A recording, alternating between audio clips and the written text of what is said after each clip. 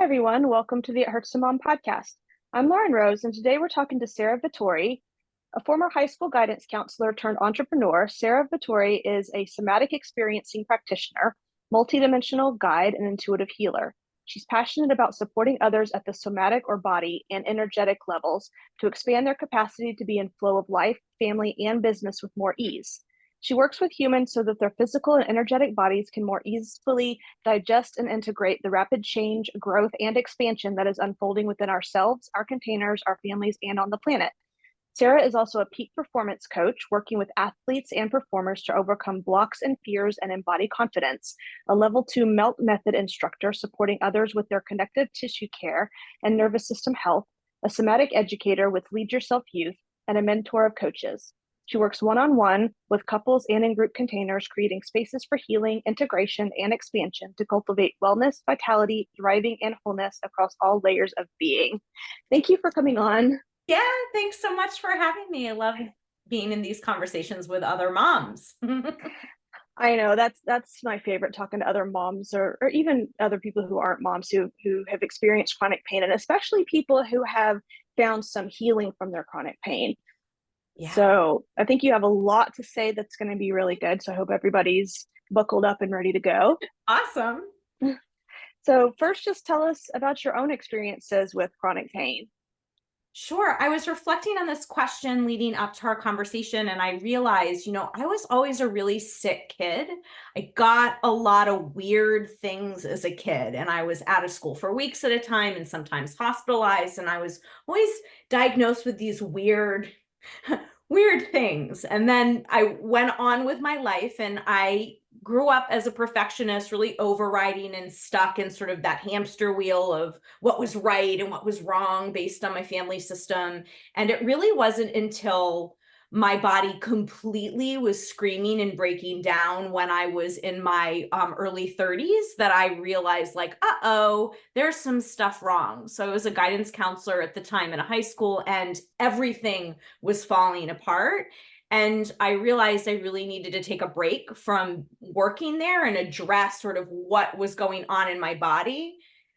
I would see different doctors, and I had some gynecological issues that were going on, and they would say that wasn't connected to some of my back issues that I was having, that wasn't connected to my autoimmune issues that I was having. So I needed sort of the space to sort through.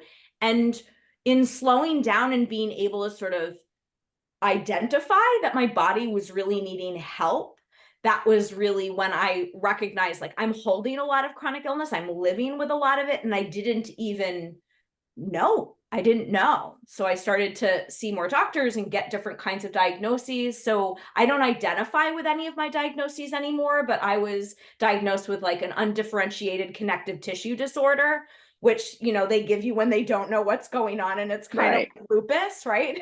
So it's like, oh, undifferentiated. Let's give you that. I had, I have a lot of, I've fallen a lot. So I have a lot of back stuff, and I've, seen lots of different kinds of specialists. Everyone wants to cut me open. I don't want surgery. I'm healing it on my own. And I'm actually, as we're speaking, and maybe we can get into this, I fell recently in January. So I've been healing the last 8 weeks, something pretty significant in my spine. And so how we can like ebb and flow of like having different things and having periods of time where it feels better and then hurting ourselves again or holding that pain again. I also was diagnosed with what's called vulvodynia, which is just basically pain with sex. Um, like that was, pretty interruptive to my life and sort of like in enjoyment, and had all sorts of fun experiences with doctors wanting me to like put Novocaine on it to make it go away, and all sorts of things. So I could continue to list all the other things, but I won't. But lots of different diagnoses that I sort of woke up to as I was taking this leave of absence from my job and realizing, wow, like what's being communicated and what am I ignoring, and how long have I been ignoring these things? And now is the time to sort of address what's coming up in my body so that I don't feel so crummy. I mean, at that time I had already had my second child. So I currently have an 18-year-old and a 10-year-old. So at the time, my 10-year-old, like this time, my 10-year-old was like growing in me or just born when I started to uncover these pieces. So I wasn't able to show up in my family in the way that I really wanted. I was so exhausted from work. I was, getting home and I was an emotional mess, and trying to put a smile on and just pretend everything was fine. I think a lot of us that hold chronic pain, we have very high tolerance for pain, because we're just kind of moving through the motions and trying to do our lives. And so um, I learned that I was ignoring or overriding what I would call, right, like what actually was in my body, was very good at separating, disassociating from being in my body, because when I came back to my body, it was a very uncomfortable place to be. So I had to really learn how to reconnect to my body as a safe place, as a place that could have some nourishment or have some ease, which took some time. It took some time to do. So is a lot of what you kind of realized about yourself just that you were a perfectionist and very, maybe black and white and an overachiever and things like that? Maybe you didn't, I don't know, like me, I don't express my emotions very well because I grew up in a place where it wasn't safe to do that.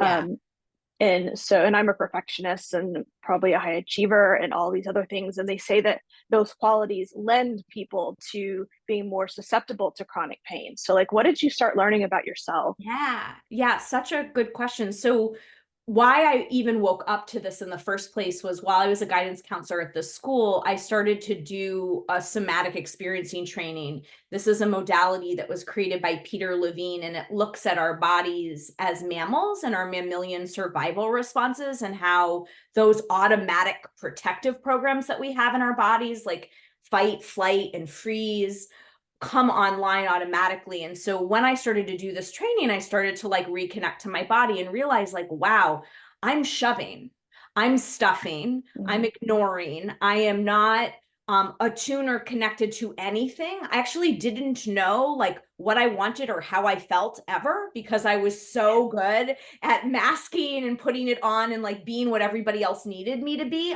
I never had, I got pregnant when I was in college. So I never like had time to like, like those formative years where you explore and like, separate from your family and like become your own person. I like immediately identified as a mom.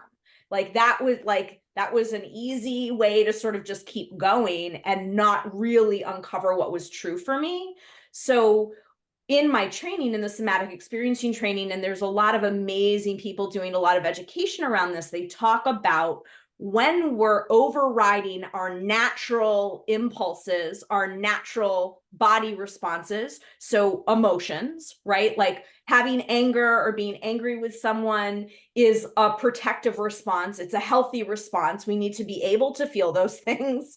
And so many of us, right? Like, because I really identify with you as well, right? Like, so many of us shove those things down to survive in our families, right? We learn it's not okay to be angry, or it's not okay to have emotion, or it's not okay to think differently than who else is, in the same space. And we do that in order to survive. We do that in order to connect and have belonging with the people in our lives. Like we needed that as kids.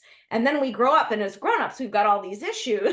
And we're like, wait a second, let's rewind and kind of address some of these pieces. So yeah, that's my long answer is yes, like years of when we're overriding what's actually true, when we're ignoring or shoving or stuffing, whether we're aware of it or not. Because I would say the majority of us don't even know we're doing it, because it's this automatic conditioning that's imprinted on us when we're little, and as we grow up.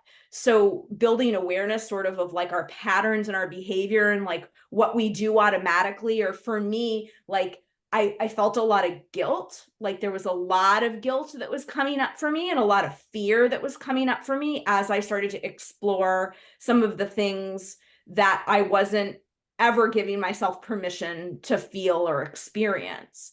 particularly emotion. Same thing for me. Like my parents worked really, really hard to make sure there was no anger in our family because they had both come from really traumatic backgrounds. So my parents did like the absolute best they could. They're amazing people, and there was no anger. So I know everyone can't see me, but I'm smiling and I'm gritting my teeth and I'm holding it in my face. So like it's a healthy, normal response to be angry.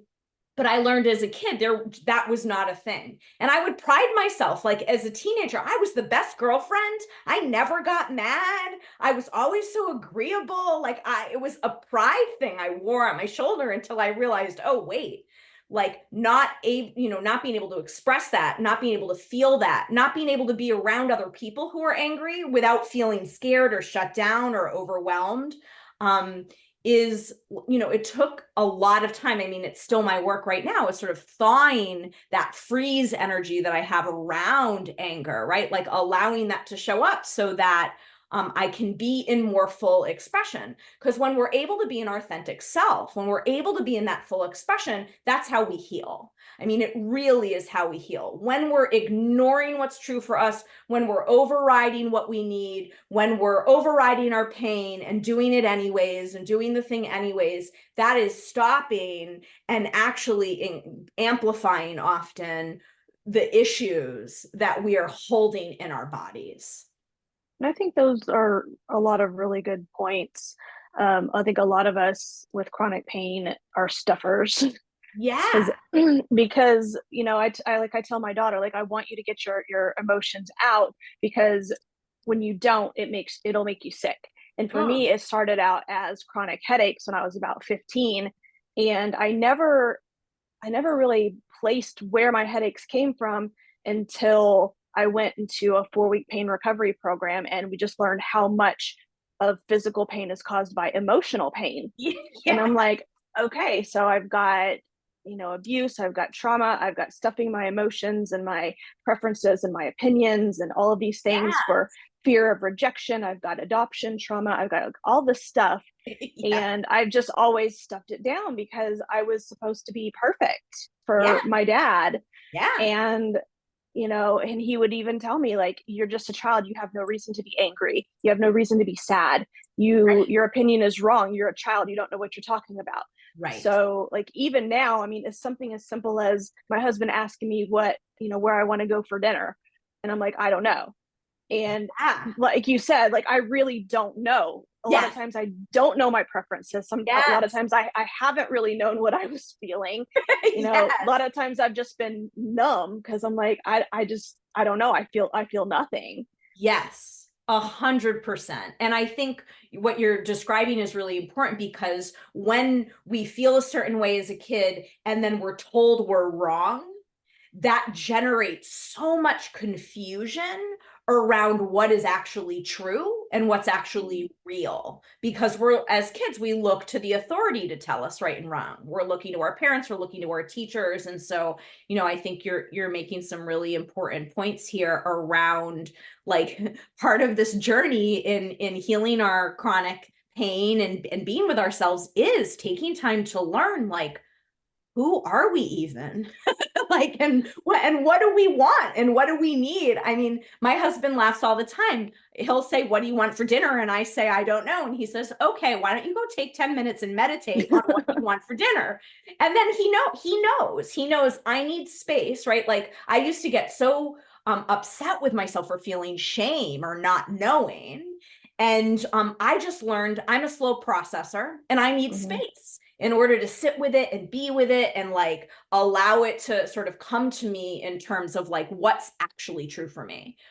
And it's so interesting because a lot of times, right, like when we're holding pain or we're holding illness, we're looking for the doctor to fix it and to tell us what to do and all these things, which in some ways are important on some levels. We do need that. And then there's this whole other component that's not talked about enough around we have to know who we are and we have to be able to start to embody our authentic self, step into her so that our body feels like we trust it.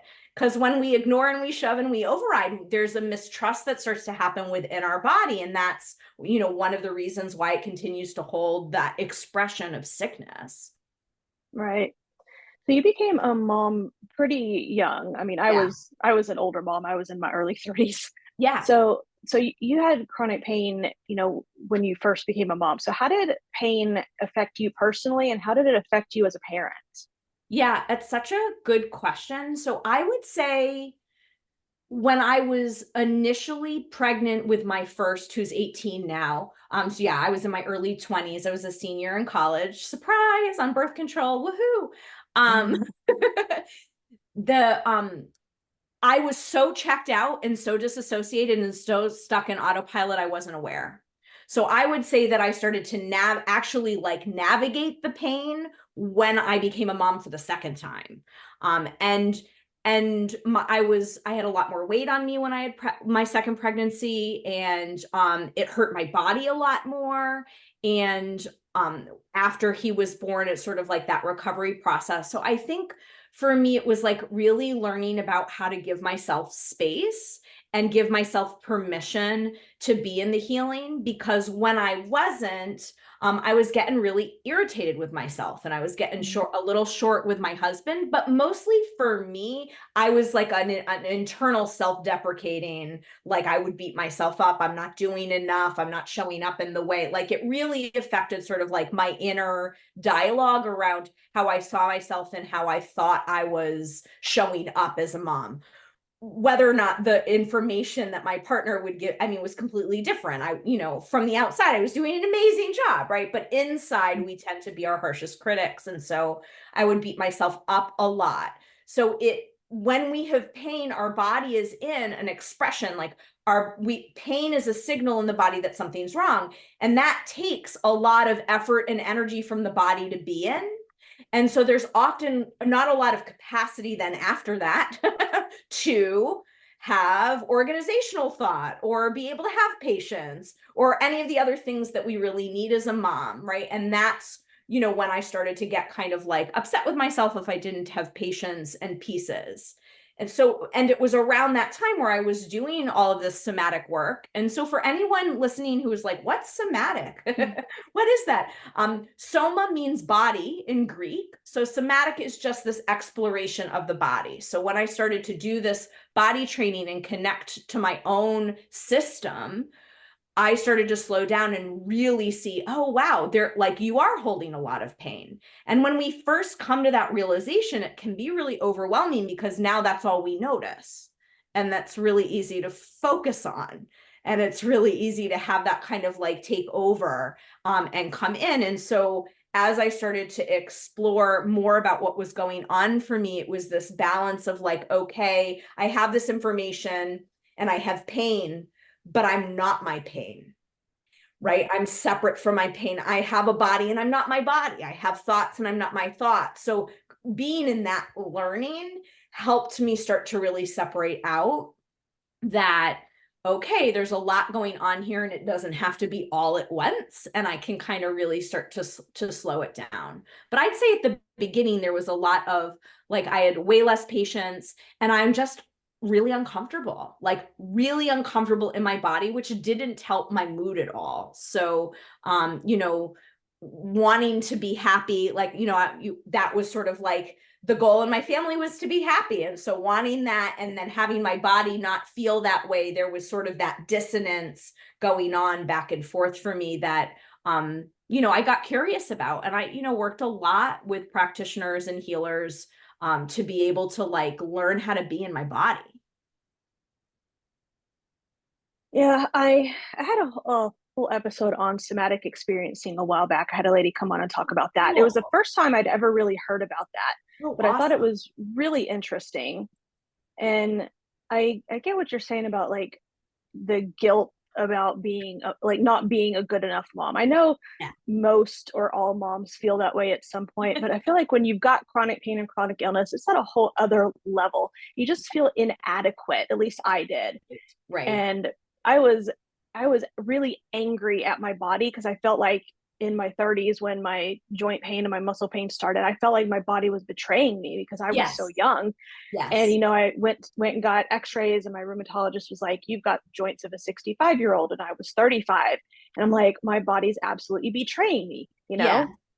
the typical, you're too young to feel this way, you're too young to have this, you're too young to be disabled. Yes, absolutely, but But, right. I But that's the what truth. now?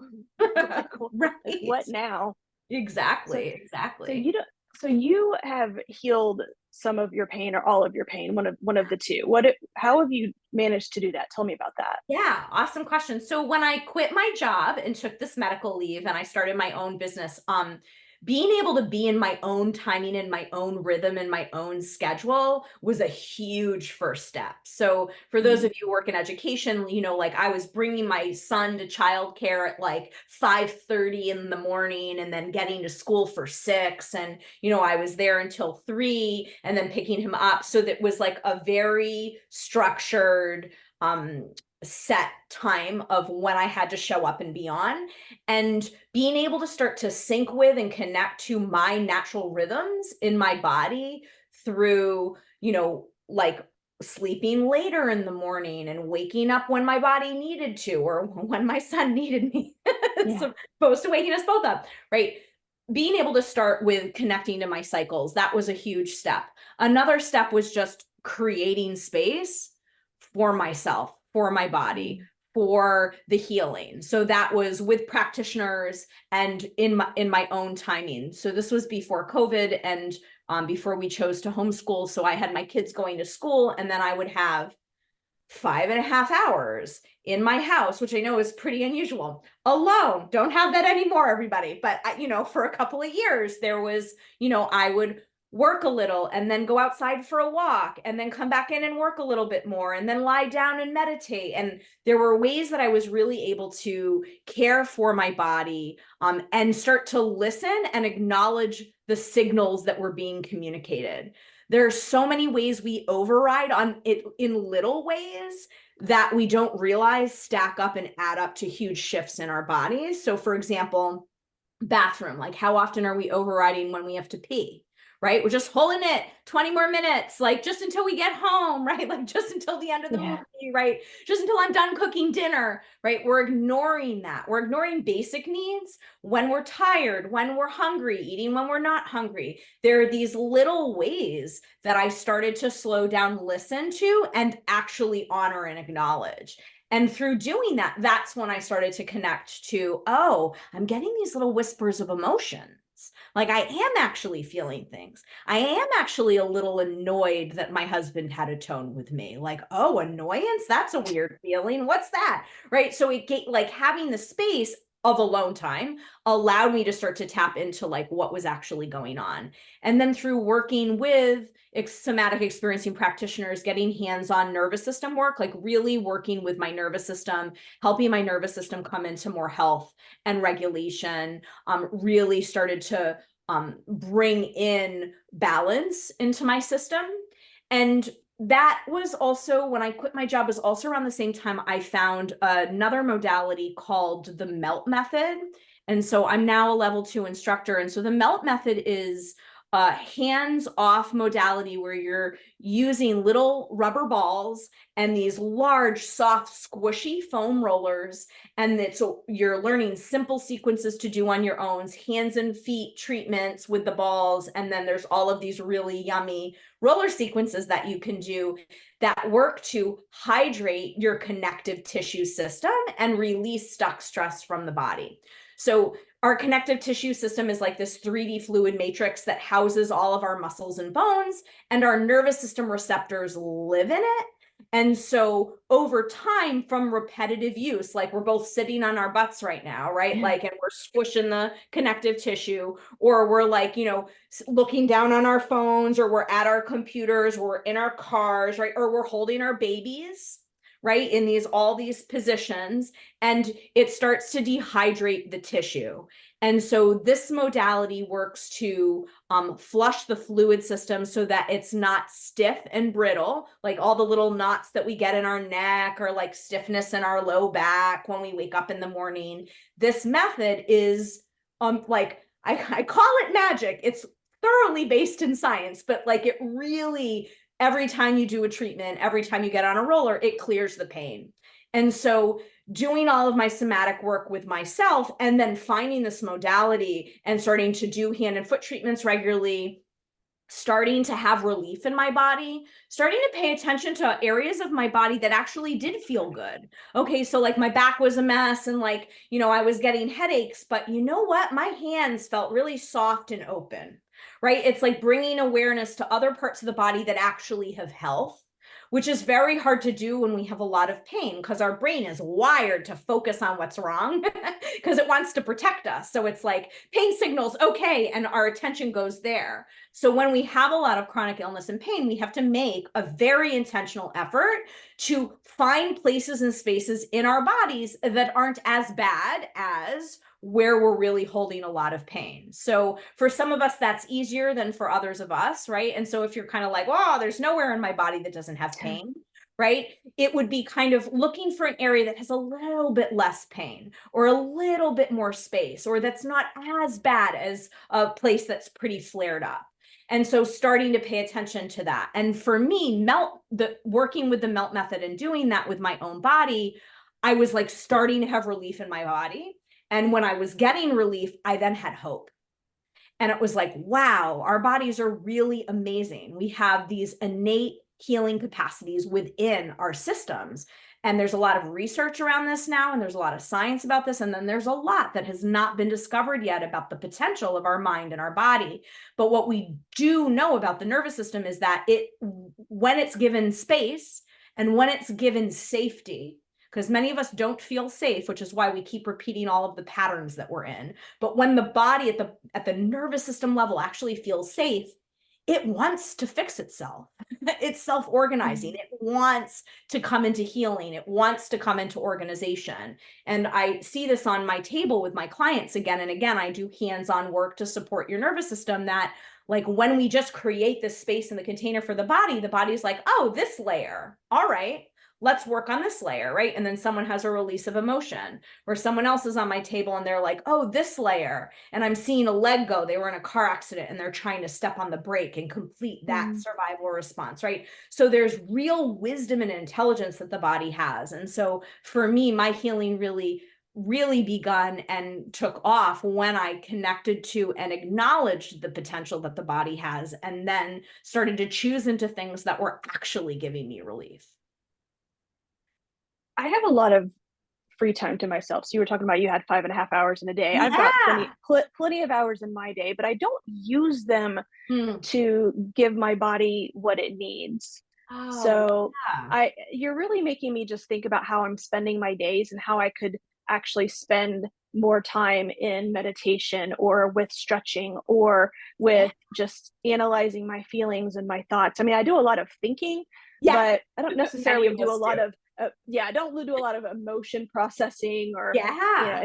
anything like that. So it Yeah. just kind of really got me thinking. And on this melt method you're talking about, Yep. you talked about hands and feet work. Do you do it on whatever part of your body hurts, or do you kind of start with those? That's such a great question. So this woman who created the melt method is a manual therapist. And so what she was trying to do was recreate her treatments for people that she would give on table to clients afterwards. And her whole philosophy is that you don't cause pain to get out of pain, which I love. I Me got too. chills just even saying that. And because it's so right. How often have we been to a massage and you tell them where the problem area is, and then they're digging it out like really hard, and then we're flinching or clenching. And so she always talks about starting in indirect spots before you go directly to the pain areas. So a hand treatment, when I do a hand treatment, that's flushing my tissue system all the way up into my head and my neck. So if I have a client who comes in with head pain, I start with a foot treatment. Foot treatment is flushing all the way up, like feet, legs, low back into your hips. So if I have someone that's coming in with ankle issues or lower joint area, I'm going to start with hand treatment. So you're going to opposite areas to bring in fluid to create more space and stability, and then you get to go more directly into the areas that might have problem issues. Okay, and it's something that you can be taught to do yourself, is that Yeah. right? Yeah, that's the whole thing. The little motto is I teach you how to become your own hands-off body worker. So so the hand and foot treatments, they're repetitive. You're doing the same moves every time you do a treatment in a sequence. It takes about, my hand treatment takes me about 5 minutes. My foot treatment's about 6 minutes once you learn it and you can do it. And then with the roller, there are tons of sequences that you can learn how to do. So there's a main sequence that you lie on the roller sort of the long way on your spine, and it's super gentle. And you bring in sort of different gentle rocking and different breathing exercises. And every time you're doing treatments, it's settling your nervous system. You don't have to meditate your way to calmness. It like actually brings your tissues into this downregulated state. So like not only is it helping the healing process and it helps you release pain, it also is helping to support nervous system health. And it's helping for those of us who feel really overloaded or stuck on or real agitated or triggered. A lot of the times it's really very supportive to just help de-stress, which I think is just a great bonus. No, I like that. And I like the fact that you can learn to do it yourself. I Yeah, like yeah, anything, like therapy. I think the role of a therapist is for you not to need the therapist anymore. exactly, So, exactly. And there's Melt has a whole, like, so usually how it works, like if someone was interested in learning Melt, I might have 2 to 3 sessions with someone and do that virtually, and you learn, you get the materials, and I teach you through virtual how to do the hand treatments, how to do the foot treatments, and how to do some basic sequences on a roller. And then at that point, people then either choose like that's enough, I'm just going to work with that and I'm getting enough relief, or they might choose into learning more sequences that are designed specifically for their body. Or Melt has an on demand that's very reasonably priced. I think it's like $14.99 a month. And there is everything, full length classes. You type in what issue you have and they show you maps on what moves to do to support, like, oh, I had shoulder surgery. And so it will say, oh, do these things. So it's a very comprehensive platform. And there are Melt instructors all over. So you could go on, depending on where you're listening from, and see if there's an instructor in your area or a class in your area for an in-person experience. And also that's something that like I do one-on-one virtually with folks all the time in my business. that's really cool. And I like that it can be done virtually because a lot of Yeah. people like doing things virtually these days. Yeah. I know I do. I love it when a doctor's like, "Do you want to meet on video or on the phone?" Yes, I do. I don't have to come in. It's one Yeah. less thing for me to worry about with my pain and with, time and all that kind of stuff. So, Absolutely. Absolutely. you mentioned a word earlier, a couple of questions ago, talking about feeling overwhelmed. Yes. So it's so easy to feel overwhelmed. I feel overwhelmed probably most days, just with physical pain, with emotional stuff, with anxiety, with depression, with trying to be a decent mom, with just different things in life, trying to be a wife and a friend and a sister. So like how can we stop that and how can we prevent that? Yeah. Whoo, that's like many, many Yeah, conversations. I'll give we've you a got little. we've got Yeah, time. cool. So for me, so what it starts with is learning first what you feel like when you are well or healthiest, right? And so, because I think a lot of people are trying to find calm or trying to feel better, but they don't know what that feels like. So it's going to be very hard in overwhelmed moments to like feel better if I don't have experiences of that, or I don't know what that is, or it's not familiar. And so what I do like to start with folks, and this is something that everyone listening can play with, is kind of using a 0 to 10 scale, where 0 is like when I'm calm and I'm centered and I'm pain-free, right? And you can kind of be, it's tricky with the pain, like you can kind of put the pain over here for a second, and it's sort of like, okay, when I'm calm, when I'm not overwhelmed, when I'm not feeling overloaded, and it's like summer vacation and not a care in the world and everything's taken care of, I'm a 0, right? And then all the way up to 10, which is like stressed out, overloaded, freaking out, and kind of like learning that scale. starting to be an inquiry, starting to think about, where am I a zero, or where in my life have I been a zero, or where am I in my life closest to zero? So a lot of people listening, you're going to say, I'm never a zero. I hear you. I have been you before. It's possible to train our body to get there. So thinking about sort of like, okay, in that 0 to 4 range, like, where am I? What am I doing? Who am I spending time with? Am I alone? Am I with my partner? Am I sitting next to my dog? Do I have my little one snuggled up in my lap? Like, where are your happy places, right? Where are your happy places, Oh, Lauren? definitely the snuggling up with my daughter on the couch while she's watching TV. That's been my favorite for years. Yeah, awesome, right? And so when we know those places, or we think about those places, the next step is, what do you feel like in your body? And feeling, not emotion, right? Not happy, sad, grumpy, but like physically, what's happening in your body, right? So when I'm feeling that way, when I am sensing calmness and centeredness, I feel dropped in my pelvis. Like right now, I feel like I'm kind of leaned back in my chair. I'm not like kind of forward. When I'm stressed out, I'm very forward, right? Forward with my shoulders. No one can see, but I'm coming at Lauren at the camera, like Ha! pouncing, right?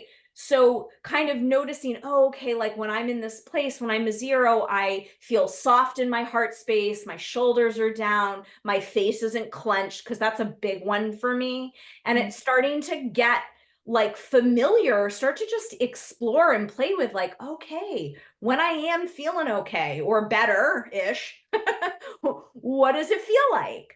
And that's an amazing starting point, so that then when we're in overwhelmed moments, or we're feeling overloaded, we can start to use some tools or learn some tools to interrupt the overwhelm and calm the nervous system down, so that we can get closer to that like baseline that I'm talking about.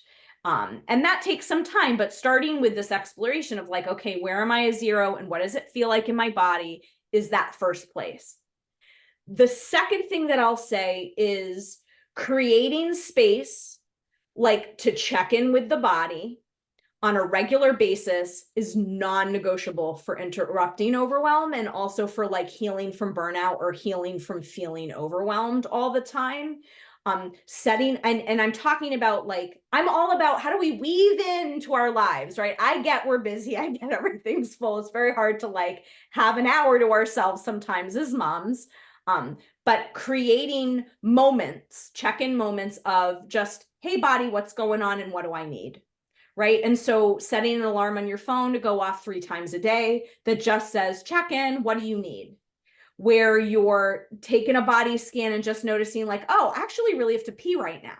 Or, oh, you know what? I need a glass of water. I haven't had anything to drink all day. Or, oh my God, I can't believe I didn't eat breakfast. Right? There's so, I think I need fresh air. I feel stale. Right? So pausing periodically throughout the day to ask what you need, whether or not you can honor it, because I do understand, like, a lot of us are working, a lot of us are, momming, we're doing all the things. And so it can feel really hard to honor things, which is why we override them in the first place, why we ignore them in the first place, right?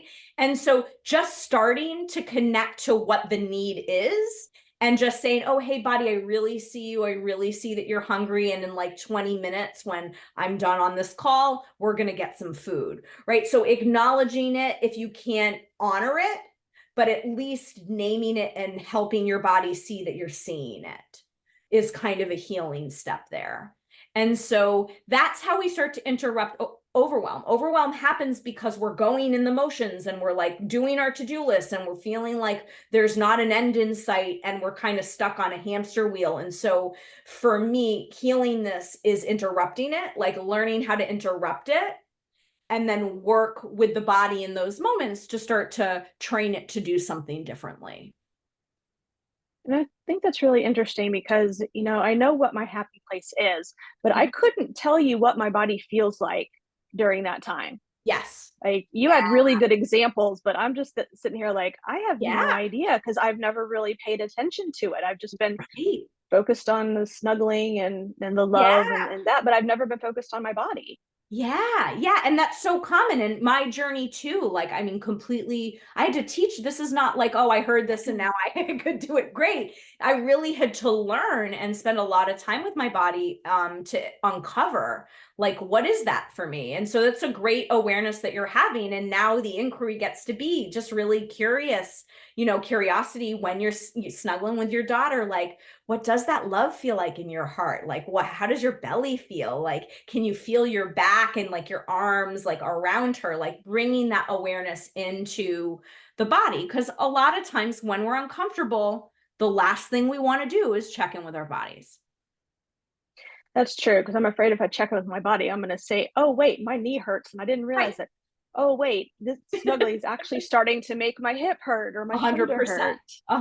100%. And that's why I was saying, and I'll just, kind of amplify this again, that when we're holding a lot of pain, we have to be very intentional about choosing and defining things that feel different than the pain. Mm. So what about patience? How can we cultivate patience when Mm, we've got all of these other things that we're trying to accomplish and handle and deal with and all of mm. that? Yeah, I think what's underneath patience for me is trust, like connecting to trust that we have the capacity to heal, connecting to trust that it gets to be easeful, connecting to trust that, like, if we continue to choose into things that are nourishing and supportive, we'll feel better. That then, like, kind of facilitates patience in a way. I think um frustration and irritation and bitterness and all these things that can happen when we're like upset with our bodies or we're having a lot of issues with our bodies are kind of like default. And I think we don't want to ignore those feelings. Like, those are important expressions to be in. We just don't want to stay stuck in those places, right? And so giving yourself permission, like if you're like, oh, I just wish I was patient and I'm just so irritated with my body right now, right? Giving yourself a moment to be irritated, like putting on an angry song and shaking it out. Like, Mm. my car is my favorite space. It's my screaming spot.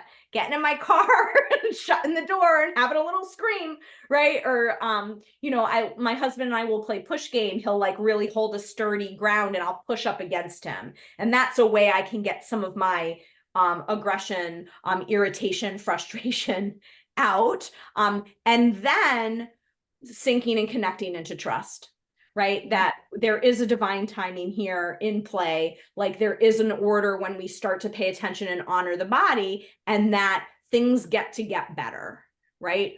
There is, it's a whole other conversation, sort of like this mind body connection piece of like what we're saying to ourselves in our head has a huge effect on our body's response. Our body actually can't tell the difference when something's real or imagined. So when we're in our heads about our pain and we're thinking about how bad it is or how it's never going to end or how frustrated we are, that's going to have a corresponding sensation in the body of like making us feel worse. So there's this fine line of like, we don't want to like bypass how we're feeling and pretend we're fine, right? Like, we want to make sure that we're getting out that anger, we're getting out that frustration and allowing that to be there, and then choosing into, okay, like, how do I want to feel? Oh, I'd like some patience right now, or I'd like ease. Okay, what does that actually feel like? Like, when you're patient, when you actually are patient, what does that feel like in your body? For me, there's Mm. less urgency. Like, I get in like urgency, like kind of frenetic energy in my body when I feel like I'm running out of time and there's all this stuff to do and I'm like irritated and like going through the motions. It's more of like very highly charged and it's higher up. I'm doing this thing with my hands and it's like, grinding, churning, like up here in my chest. Versus like when I'm feeling patient, there's this very similar to when I'm feeling more calm. There's more of a dropping in and a down that's happening in my body. And for me, all of this started to sort of come in my body. I was able to embody it more when I really worked with my nervous system, which is responsible for like us feeling frustrated. It's responsible for like when, we're feeling like we want to have an explosion, or we're agitated, or we're impatient. And so as I learned how to track and be with my nervous system, I learned how to train it so that it could settle and sort of be more in this like vibration, right? Because we're all energy, it's a bunch of cells all vibrating. So I'm in this vibration of calmness or ease or patience. And I really like that you talk about it's important to acknowledge and feel whatever feeling it is, whether that's anger Yes. or grief or discomfort or shame or guilt. Yeah, But the point is not to stay there. exactly. Yeah, exactly. I think that's really important because if we're going to honor our bodies, we also need to honor our feelings. Yeah. Yeah. And we just don't want to get stuck there. And I was stuck there in the grief of chronic pain for a couple of years Yeah. until one day I just literally decided I don't want to feel like this anymore. I don't want my daughter to grow up and remember me as the mom who was always depressed and in bed and in pain all the time. Yes. Yes. So I just had to do things differently. I had to do Yeah. something different. and Amazing. and I'm still working through all the what the exactly different is going to be and what it should be for Sure. me. Yeah. It's a journey, but I think it's really important that I'm not there anymore.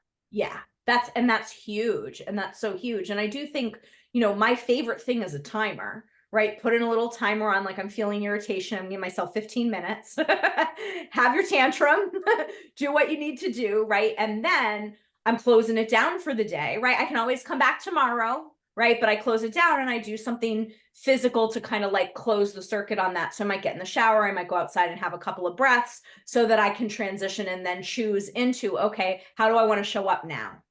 Right. If I, I've had Mhm. my little, my little expression, and now I want to be patient with my kids. So I'm going to show up with that energy now. No, that's really good.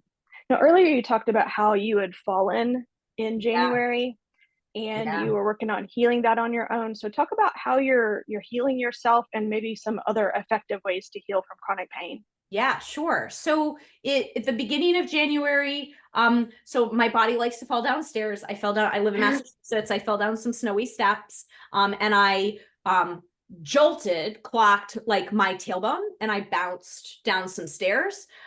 So I was having we switched insurances, so I never ended up getting an x-ray, but I'm pretty certain I fractured something. Because I'm very connected to what's going on in my body, and it's bone pain. So it was an interesting choice point moment for me. I was on my way to work to go heal people on my table. Ironic.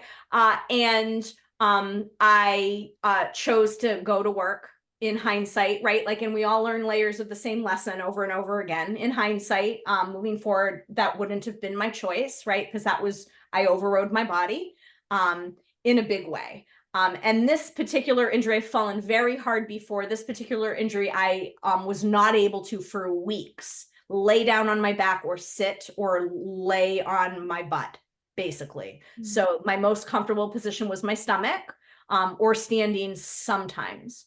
So there was this has been, I think, probably the most intense injury accident, because I've had some big ones, injury that I've had in my body. And what happens is our body like stores information, and it stores upsetting experiences. So like I've had other falls. So with this fall, sometimes I would, as I was healing and working through my healing process, I'm getting flashes of my other falls, or I'm getting body parts that weren't hurt in this fall, but were hurt in the other fall, twitching and pulsing and moving. And so there are ways that when we are having different illnesses, that they are that illness, but they might also be carrying vibration of other illnesses we've had, or other injuries we've had, or other illnesses or injuries our family members have had, because we're carrying intergenerational trauma in our tissues. We're carrying our family's experiences in our bodies. There's all the research that they've done now on epigenetics and how we're carrying these pieces. And so that often can provide relief. Sometimes it's like, oh, like this is mine, and it might be, you know, amplified in other ways that aren't mine, and that can provide some relief. So the first couple of weeks of this particular fall, I was in some of the most intense pain that I've ever been in. And I have to say that it challenged my deep trust in my body's ability to heal, because I felt pretty stuck. And so I was trying my regular healing practices. I was doing melt hand and foot treatments. I couldn't get on the roller because it was too painful. So I was working my melt hand and foot treatments, and I was giving myself lots of permission to cancel clients, to not go to the sports games that my kids were in, where I'd have to sit on a metal bench, to choose to lie down on my stomach and not engage in family, not be sort of as present as I was usually. So it required me to choose myself in order to heal, over my family for a chunk of time. And, my husband stepped up, and he started to do a lot of, most of the cooking. And, I'm usually the one that does the laundry. He started to do the laundry. I had to really work on asking for help, which is something I think a lot of us struggle with, really, because I literally couldn't carry a bag. I couldn't do anything. At the 2-week point, when I was feeling like despair at my body not healing, I reached out to a couple of practitioners that I've worked with in the past, and I had a somatic experiencing session to work through the fall. So oftentimes the pain comes from us not being able, when we've had accidents, that comes from our body's inability to complete protective responses. So for example, like I couldn't save myself when I fell down the stairs. I didn't put my arms out, and I didn't stop my body from hurting itself. It got hurt. And so the body holds the pain. It can hold things because it's stuck in this loop of trying to help you, trying to help you. Like car accidents are another really good example, right? When you're in a car accident, you're trapped. And so your body can't save itself, basically. And so people hold a lot of pain after car accidents because their body hasn't been able to express and then complete what it needed to. So through working with, I think I did 4 sessions with the somatic experiencing practitioner where we worked the fall specifically. There are ways that you can work with a specific incident or injury, to help the body be able to like unwind and be in expression.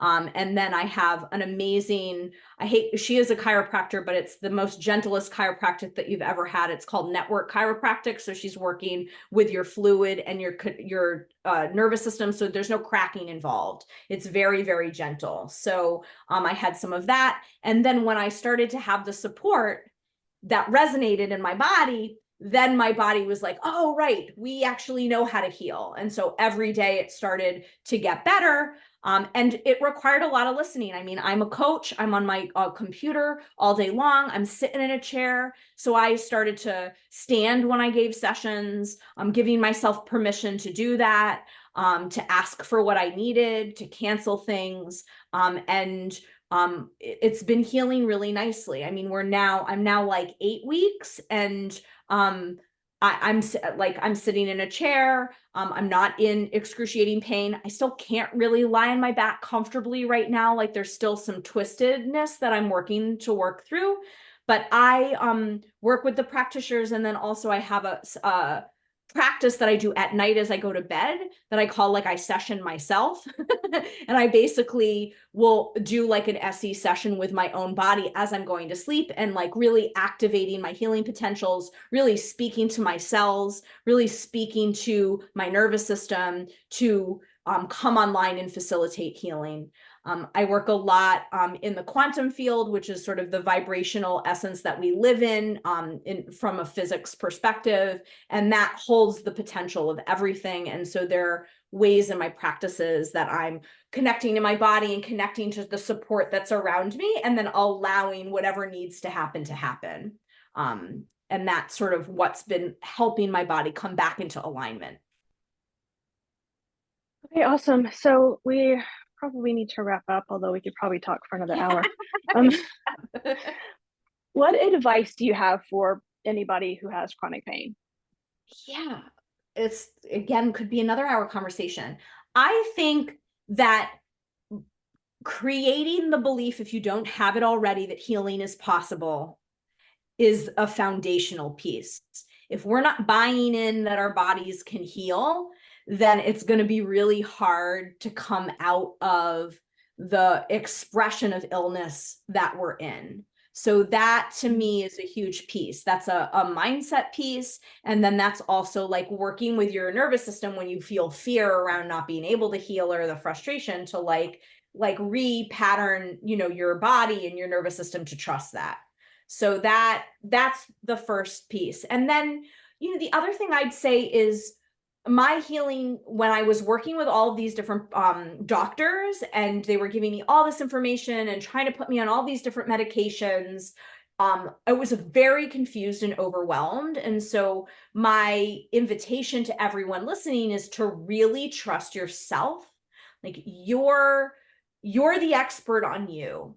And it's about getting really curious and building awareness around what does work for you and following the threads that start to bring relief or a little bit of hope, and trusting when you're getting nudges, when you get that feeling inside or it doesn't feel great for those things, and then choosing out of them. I know so many people that stay working with practitioners or massage people that hurt them, and they stay because it's supposed to be helpful, but it's not.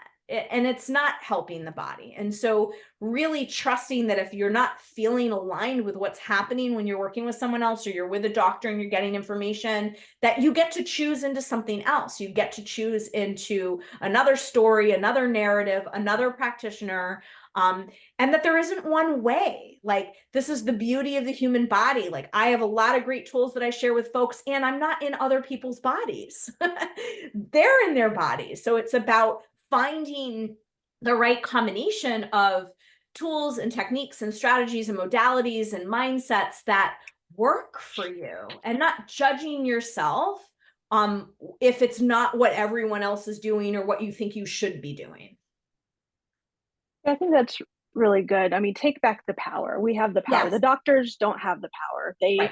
They're not in our bodies, like you said. They don't know things. Like I've personally tried yoga, and you know what it does? It causes me more pain. And Yeah. all I'm doing is some just very gentle, easy movements, but Yes. it causes pain. So I haven't done that lately because Yeah. I like the idea of not doing things that make your body hurt. Yeah. Yeah. And it's a novel concept, right? Because we I live in know. a society, right, that feels like no pain, no gain, and grit it and bear it, and you should just deal with it. And I really believe that we absolutely should not have to live in pain.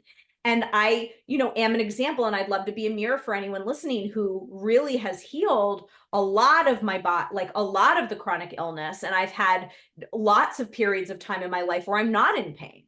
Right now I'm in pain because I had a fall, but leading up to that, I'm having multiple years in a row of not being in expressions of pain or dysfunction in my body. And it's possible. It's possible to live that way. And so I hope that can provide some relief to anyone listening.